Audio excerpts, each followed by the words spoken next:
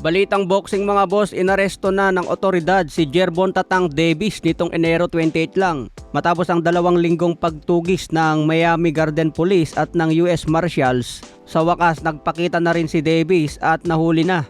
Naharap ngayon si Davis sa kasong battery, false imprisonment at attempted kidnapping. Ayon sa pulisya, nag-ugat ang kaso sa insidente noong October 27, 2025. Kung saan inakusahan siya ng kanyang dating kasintahan na sinaktan at kinaladkad patungo sa isang parking garage.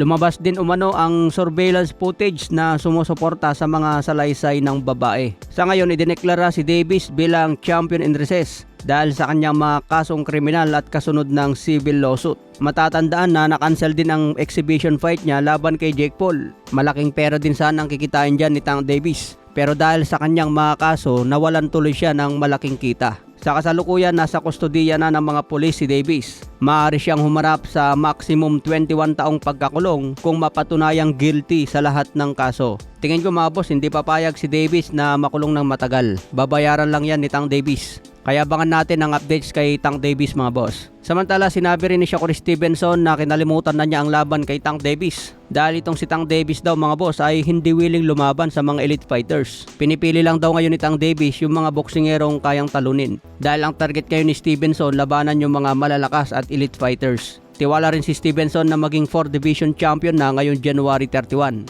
Siguradong tatalunin daw niya si Teofimo Lopez dahil marami itong kainaan. Kaya abangan natin yan mga boss kung magagawa ba talaga ni Stevenson. Samantala, naglabas naman ng update si Oscar De La Hoya. Sa ngayon, nakipag-negotiation daw si De La Hoya sa DAZN. Nasa negotiation pa rin ang posibleng laban ni Beryl Ortiz at Jaron Butch Ennis. Kaya abangan kung magkasundo si paring Ed Hearn at Oscar De La Hoya. Itong dalawang promoter lang naman na ito ang inaantay na magkasundo. Dahil si Beryl Ortiz at si Jaron Ennis ay atat na magsuntukan sa ring.